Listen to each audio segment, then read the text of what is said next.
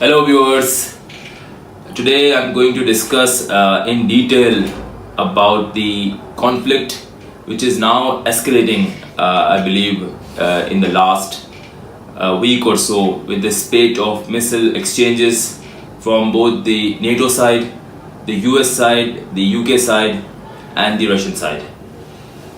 Experts like John Mearsheimer and Ray McGovern, ex-CIA analyst, believe that tensions between these two nuclear armed states, the US and Russia, has never been so serious since the Cuban Missile Crisis.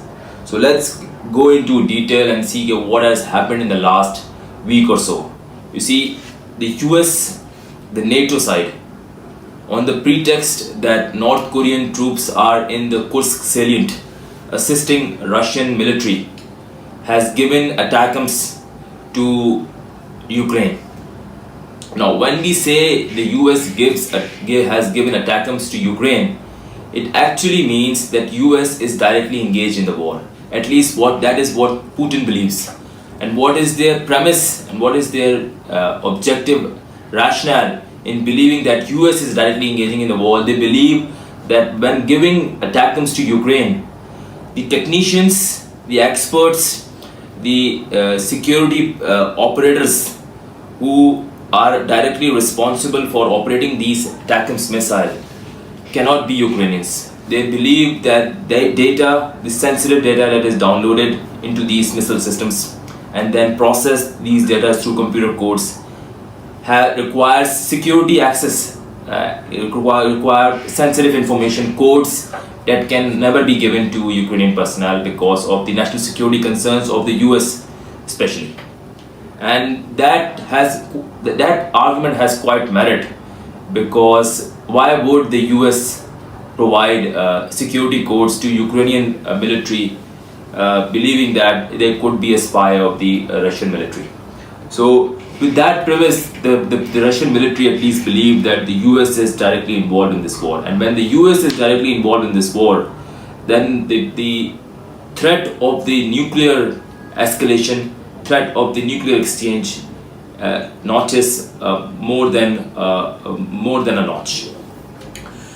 So based on these ATACMS, with dozens of them were fired in Russian territory in the Kursk salient, the response of Putin was the launch or the testing of the originating missile, which we discussed last time in our last vlog in detail. What has basically changed the nature of the strategic balance between these two forces. The originating missile, as Russian president had put it, that although it's not a strategic weapon, but it's very close to a strategic weapon because of its speed, which travels 10 times the speed of sound, cannot be intercepted by any air defense system in the US and in the Europe. That means any military target, any sensitive target can be accessed by the Russian military, by the Putin itself, without any impunity, without any hurdles. And that changes the strategic game significantly.